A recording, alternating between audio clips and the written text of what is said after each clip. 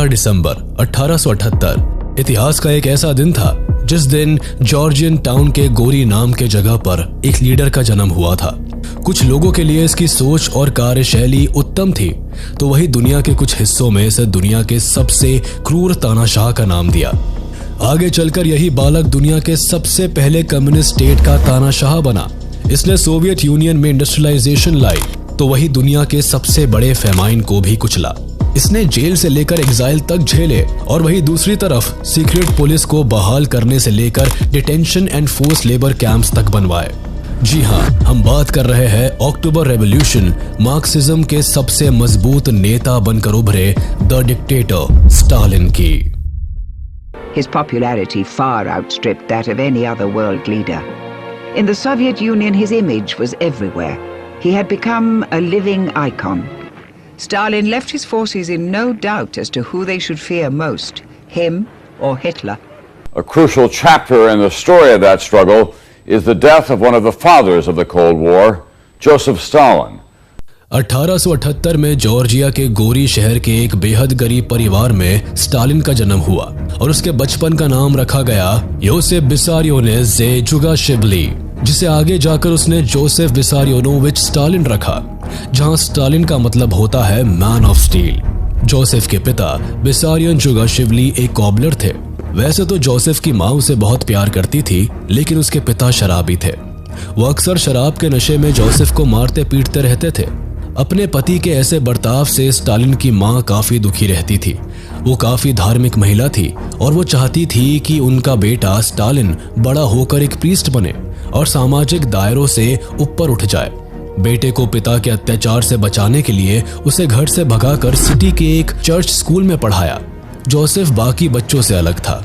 Stalin भले ही गुस्सैल स्वभाव का था, लेकिन पढ़ाई में काफी होशियार रहा। स्टालिन को बिलीसी थियोलॉजिकल सेमिनरी स्कूल में एडमिशन मिला।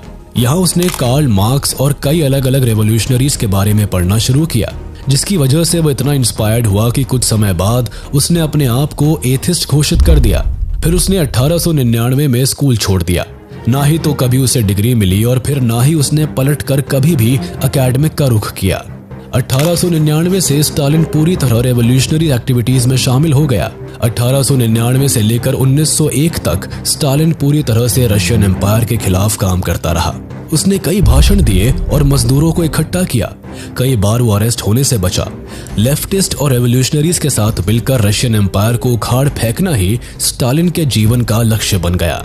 1901 में उसने Russian social democratic party join की, जिसका मकसद रोमानोव डायनेस्टी के जार रेजिमेंट को उखाड़ फेंकना था। सन 1901 में इस पार्टी ने स्टालिन को बटूमी भेजा, जहां उसे पार्टी के लिए कई काम सौंपे गए।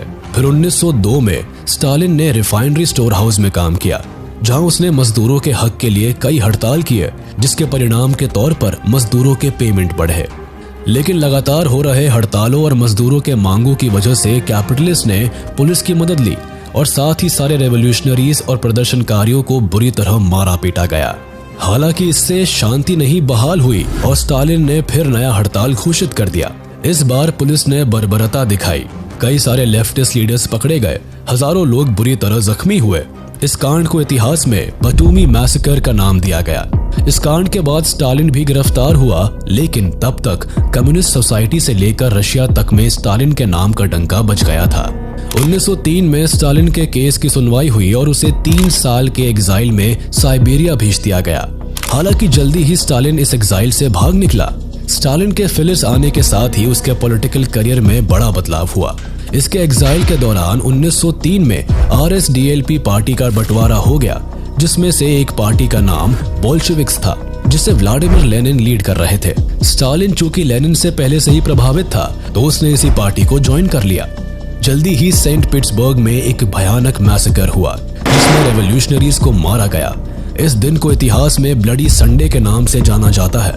इसी के बाद स्टालिन ने लेफ्टिस्ट की टोली बनाई, जिसका नाम दिया गया रेड बैटल स्क्वाड। इस स्क्वाड का काम था लोकल पुलिस पर हमला और हथियारों की चोरी। फिर इन्होंने फंड वगैरह इकट्ठा किए। इस घटना ने स्टालिन का पार्टी में प्रभाव और अधिक बढ़ाया। इसके बाद 1905 में स्टालिन को जॉर्जियन बोल्शेविक्स ने फिनलैंड में होने वाले बोल्शेविक्स कॉन्फ्रेंस को अटेंड करने के लिए भेजा। इसी कॉन्फ्रेंस में स्टालिन पहली बार लेनिन से मिला। 1905 से 1907 के दौरान स्टालिन ने बैंक लूटना जारी रखा और कई बार लेनिन से सीक्रेट मीटिंग्स भी की। इसी बीच स्टालिन ने 1906 में अपनी पहली शादी की। इनकी पत्नी का नाम था एकाटेरिना केटोस्वानिड्जे। लेकिन जल्दी ही 22 नवंबर 1907 को स्टालिन की पहली पत्नी की मौत हो जाती है। स्टालिन ने उसके मौत पर कहा था कि इस औरत ने मेरे पत्थर दिल को पिघलाया था और अब इसकी मौत के साथ ही ह्यूमैनिटी की भी मेरी जिंदगी में मौत हो गई। पत्नी के मौत के बाद स्टालिन खुलकर पॉलिटिकल एक्टिविटीज में शामिल हो गया। बैंक रॉबरी और पार्टी फंडिंग का सारा काम स्टालिन ने और अग्रेसिव मैनर में शुरू कर दिया। मार्च 25, 1908 में स्टालिन फिर से गिरफ्तार हुआ और इस बार उसे लगभग 8 महीने के जेल के बाद फिर से सोल्विचगॉर्स्क नाम की जगह पर एग्जाइल में भेज दिया गया। स्टालिन को यहाँ 2 साल के लिए भेजा गया, लेकिन 24 जून 1909 को स्टालिन वहां से भाग निकला और बाकू आकर फिर से पार्टी टास्क में इन्वॉल्व हो गया। लेकिन स्टालिन फिर से मार्च 23, 1910 को गिरफ्तार कर लिया गया और उसे वापस सोल्विचगॉर्स्क में एग्जाइल दिया गया। फिर फाइनली 1912 में स्टालिन फिर से वहां से भाग निकला और लेनिन के कामों में जुट गया।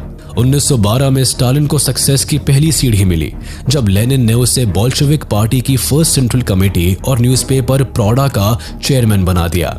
लेनिन से जब स्टालिन को इतनी बड़ी अपॉर्चुनिटी मिली तो वो पार्टी एंड लेनिन के लिए और भी ज्यादा डेडिकेटेड हो जाता है। साथ ही स्टालिन लेनिन के नजर में सबसे पसंदीदा लोगों में से एक बन जाता है। चूंकि स्टालिन का काम और उसकी रेवोल्यूशनरी राइटिंग ने फिर से उसे गिरफ्तारी के चंगुल में फंसा दिया और फिर फरवरी 23, 1913 को स्टालिन अरेस्ट हो जाता है। इस बार उसे आर्कटिक रीजन के एक रिमोट गांव कोरेका में एग्जाइल दे दिया गया ताकि अब की बार स्टालिन भाग ना पाए। अप्रैल 3, 1917 को फाइनली अपने एग्जाइल को पूरा करके स्टालिन रशिया आता है। स्टालिन के इस होम कमिंग से रशिया के पूरे वर्कर्स कम्युनिटी में खुशी की लहर दौड़ जाती है। अब जगह जगह प्रदर्शन शुरू हो जाते हैं। कॉमरेड स्टालिन कई सारे भाषण और रैलीज को संबोधित करने लगता है। इसी दौरान लेनिन अपनी अप्रैल थीसिस को भी पब्लिश करते हैं। अब रशिया में जार एम्पायर के खात्मे की पूरी तैयारी जोरों पर चलने लगी थी। इसके बाद ही अप्रैल मीटिंग में स्टालिन बोल्शेविक सेंट्रल कमेटी में पॉलिटिकल ब्यूरो के तौर पर चुना जाता है। अब रशियन एम्पायर को कुचलने की बात चल ही रही थी तब बोल्शेविक्स मिलिटेंट्स ने जुलाई में रिवोल्ट कर दिया। चारों तरफ आर्मी को टारगेट किया जाने लगा और रशिया ब्लड बाथ के किनारे खड़ी हो गई। इससे आहत सरकार ने बोल्शेविक्स को अब बुरी तरह घेरना शुरू किया। इसी बीच स्टालिन ने लेनिन की जान बचाई। उसने लेनिन को जहां तहां छुपा के फाइनली फिनलैंड भेज दिया। इसके बाद स्टालिन के मजबूत साथ और लेनिन के इन्फ्लुएंस में अक्टूबर में रशिया में फिर से रेवोल्यूशन हुआ। इस बार बोल्शेविक्स ने पूरी तरह से पावर सीज करके खुद को गवर्नमेंट घोषित कर दिया। अब लेनिन दुनिया के पहले कम्युनिस्ट नेशन यूएसएसआर के फाउंडर बन जाते हैं। यहाँ पर स्टालिन की भी ताकत बढ़ जाती है क्योंकि अब वह एक ऐसे पार्टी का खास सदस्य बन गया जो इस वक्त पूरे यूएसएसआर को चला रही थी। पर 1924 में सीरियस मेडिकल इश्यूज के कारण लेनिन की डेथ हो जाती है और फिर पार्टी में उनके सक्सेशन को लेकर 2 लोगों के बीच मनमुटाव शुरू हो जाती है, जिसमें से एक लियोन त्रोत्स्की और दूसरा जोसेफ विसारियोनोविच स्टालिन था। स्टालिन और त्रोत्स्की के बीच में शुरुआत से ही काफी ज्यादा अनबन रही थी, जिसके कारण दोनों एक दूसरे को पसंद नहीं करते थे। इस चीज को लेकर बोल्शेविक पार्टी में गद्दी के लिए लड़ाइयां शुरू हो गई। 1924 में स्टालिन ने सोशलिज्म इन वन कंट्री का स्लोगन शुरू कर दिया। इसका मकसद कम्युनिज्म को सोवियत यूनियन में मजबूत करना था, लेकिन ये कदम मार्क्सिज्म और त्रोत्स्की की सोच के खिलाफ था, जो चाहते थे कि इंटरनेशनल कम्युनिज्म को एग्जीक्यूट कर पूरी दुनिया में फैलाए। स्टालिन पार्टी कमेटी का जनरल सेक्रेटरी था और अपने पावर का इस्तेमाल करते हुए उसने त्रोत्स्की के खिलाफ कदम उठाना शुरू कर दिया। 1929 में उसने त्रोत्स्की को पार्टी और देश से बाहर निकाल दिया और 1940 में खबर आई कि उसके पूरे परिवार की हत्या कर दी गई है। हिस्टोरियंस की बात मानी जाए तो स्टालिन ने एक ऐसे ऑर्गेनाइजेशन बनाया था जिसका नाम NKVD था। यह ऑर्गेनाइजेशन एक खुफिया पुलिस थी जिसका काम लोगों को मारना और सजाएं देने का था। 1930 आते आते स्टालिन डिक्टेटरशिप पावर में आ जाता है और अपनी पहली 5 इयर्स प्लान को 1 अक्टूबर 1928 को लागू कर देता है। अकॉर्डिंग टू दिस प्लान वो एक्सेसिव और एक्सेलरेटेड इंडस्ट्रियलाइजेशन पर काम करना चाहता था और इस प्रोजेक्ट से यूएसएसआर को काफी फायदा भी पहुंचा। इससे कोयले, तेल और भी ऐसी कई चीजों की प्रोडक्शन बढ़ गई थी, लेकिन स्टालिन को इस प्लान की शुरुआत से ढेर सारे फूड आइटम्स की आवश्यकता थी, जिसकी वजह से उसने किसानों पर अत्याचार करना शुरू कर दिया। जैसे फार्मर्स के छोटे जमीनों का ग्रुप बनाकर उसे अपने कंट्रोल में रखना शुरू कर दिया, और तो और 90% प्रोडक्शन का हिस्सा रूलिंग एलिट्स को देने लगा और 10% किसानों के पास बचने लगा। अभी इन परेशानियों से फार्मर्स उभरे भी नहीं थे कि अचानक से प्राकृतिक मुसीबतें आने लगी, जिससे हार्वेस्टिंग आधे से भी कम होने लगी और लगभग सारा फसल रूलिंग एलिट्स को जाने लगा। इन कारणों से किसानों का हाल दिन ब दिन बदतर होने लगा। स्टालिन के इस कदम से सोवियत यूनियन में फेमाइन आ गई, जिसे द सोवियत फेमाइन कहते हैं। 1930 से लेकर 1933 तक चले इस फेमाइन में सोवियत यूनियन के ज्यादातर खेतीहर जगह जैसे Ukraine, northern Caucasus, Volga region, Kazakhstan, the South Urals and West Siberia वगैरह में लोग भूख से मरने लगे।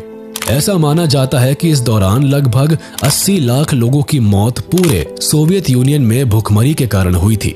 लगातार लोगों पर ब्रुटैलिटी बरसाते हुए और लाखों को मौत के घाट उतारते हुए स्टालिन को धीरे धीरे ऐसा महसूस होने लगा था कि अब उसकी गद्दी शायद छीनी जा सकती है, जिसके कारण उसने एक भयानक फैसला लिया। उसने एक ऐसे एक्ट को लाने की कोशिश की जो दिल दहला देने वाला था। इस एक्ट का नाम था द ग्रेट पर्ज, जिसके हिसाब से ऐसा कोई भी इंसान जिससे स्टालिन को खतरा महसूस होता था या कोई ऐसा जो मशहूर होने लगता था, तो इस एक्ट के अकॉर्डिंग से उसे मार दिया जाता था। 1934 के करीब स्टालिन ने एनकेवीडी को बनाया, जिसका काम लेबर्स के चलाने का और लोगों को सजा देने का था। But according to some facts, Stalin की ऑर्गेनाइजेशन एक खुफिया पुलिस का काम भी करती थी, जो इन सारे लोगों को मौत के घाट उतार देती थी, जिससे स्टालिन को खतरा महसूस होता था। स्टालिन ने 103 में से 83 आर्मी जनरल को और 149 में से 91 सेंट्रल कमेटी मेंबर को मौत के घाट उतार दिया। इतना ही नहीं, उसने अपने पार्टी के 30 लाख में से 10 लाख एक्टिविस्ट को मरवा दिया। 1936 से लेकर 1938 तक स्टालिन ने 2 ऐसे कैंप्स का गठन किया, जिसमें उन सारे लोगों को मजदूर की तरह काम करवाया जाता था जो स्टालिन के सपोर्टर्स नहीं होते थे। जिसमें प्रिजन कैंप्स में कई लोगों को भूखे प्यासे जेल के अंदर डाल दिया जाता था, जिस वजह से काफी ज्यादा लोग मारे गए। पर इससे भी भयानक मंजर गुलाग कैंप्स में देखने को मिलता था। गुलाग कैंप्स में लोगों को बंद करके और उन्हें मजदूर बनाकर उन पर अत्याचार किए जाते थे और हर रोज कई लोग मारे जाते थे। ये कैंप उन्हीं जगहों पर लगाया गया था जहां मौसम काफी हार्श होता था, जैसे आर्कटिक रीजन और साइबेरिया। लोगों को यहाँ भूखे प्यासे काम करवाया जाता था। एन एप्पलबॉम ने अपनी किताब Gulag history of the Soviet camps में जिक्र किया है कि इस कैंप के अंदर लोगों को इतना भूखा रखा जाता था कि कई बार वो एक दूसरे को खाने की कोशिश करते थे। और 1929 से 1953 के बीच में इन कैंपों में लोगों के मरने का आंकड़ा 45 लाख तक पहुंच चुका था।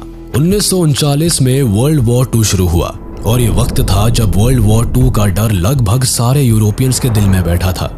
ऐसे में स्टालिन ने पहले तो एंटी जर्मन अलायंस करने की कोशिश की, लेकिन बाद में उसने एडोल्फ हिटलर के साथ पैक्ट साइन कर लिया, जिसके तहत सोवियत यूनियन और जर्मनी दोनों एक दूसरे पर ना तो अटैक करेंगे और ना ही एक दूसरे के एनिमीज का साथ देंगे। 1940 में स्टालिन ने हिटलर से हाथ मिलाया, लेकिन उसी साल यूएसएसआर पर एडोल्फ हिटलर का आतंक छाने लगा। रशिया को अपने हाथ में लेने के लिए सोवियत यूनियन पर चढ़ाई कर देता है, लेकिन जर्मनी की ये गलती उन्हें भारी पड़ती है जब द सोवियत रेड आर्मी उन्हें बुरी तरह स्टालिनग्राड में हरा देती है। और इसके साथ ही स्टालिन का वर्चस्व एंटायर ईस्टर्न यूरोप में लगभग अगले 50 सालों तक के लिए बढ़ जाता है।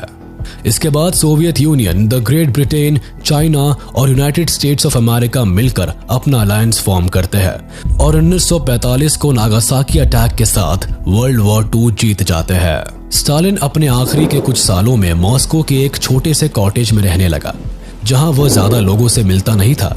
लेकिन गौर करने वाली बात यह है कि उसने अपने 4 खास कॉमरेड्स को अक्सर फिल्म देखने और दावत पर बुलाया करता था। कई हिस्टोरियंस का ऐसा मानना था कि स्टालिन इन चारों को अपने यहाँ डिप्रेशन को दूर करने के लिए नहीं, बल्कि पूरे सोवियत यूनियन पर नजर रखने के लिए बुलाया करता था। स्टालिन के इन 4 खास कॉमरेड्स का नाम था Georgy Malenkov, Stalin's deputy premier, Lavrentiy Beria, chief of secret police services, Nikita Khrushchev, Stalin successor, and Nikolai Bolgavich, जो कि स्टालिन के डिफेंस मिनिस्टर थे। 1945 में पहली बार स्टालिन को दिल का दौरा पड़ा, जिसके बाद उसकी हालत लगातार बिगड़ती चली गई। जिस समय स्टालिन को हार्ट अटैक आया तो उसी समय उसे देख रहे डॉक्टर को फौरन जेल में बंद कर दिया गया। इसके बाद 1951 में जब एक डॉक्टर ने स्टालिन का रूटीन हेल्थ चेकअप किया तो उसने भी अपनी चिंता जाहिर की, लेकिन फिर उसे स्टालिन के ब्रिटेन का स्पाई होने का एलिगेशन लगाकर जेल में डाल दिया। स्टालिन की तबीयत लगातार बिगड़ती चली जा रही थी और करीबन 1 साल बाद उसने सेंट्रल कमेटी कांग्रेस मीटिंग बुलाई। इस मीटिंग में सबको लगा कि स्टालिन अपना सक्सेसर चुनने वाला है, लेकिन हुआ इसका उल्टा। उसने अपने इनर सर्कल के नेताओं को ये तक कह डाला कि स्टालिन के बिना उनकी कोई औकात नहीं है। इस बात से उस मीटिंग की सिचुएशन बहुत बिगड़ी। बहुत लोगों का मानना है कि इस मीटिंग के बाद ही स्टालिन को उन्हीं चारों कॉमरेड्स में से किसी एक ने जहर दे दिया।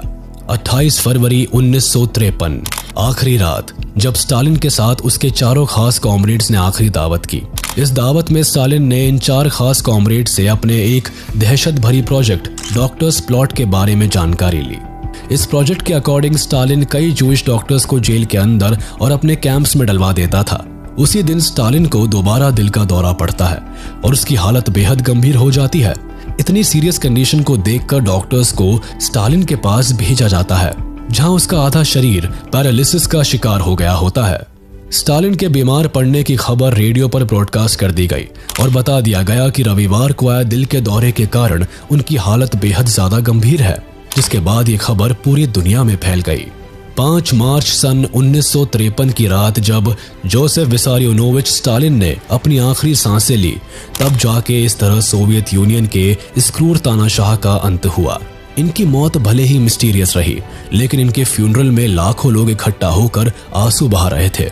भले ही इतिहास उन्हें क्रूअल डिक्टेटर बोले, लेकिन स्टालिन ने पूरी जिंदगी खुद को रेवोल्यूशनरी और कॉमरेड ही बोला।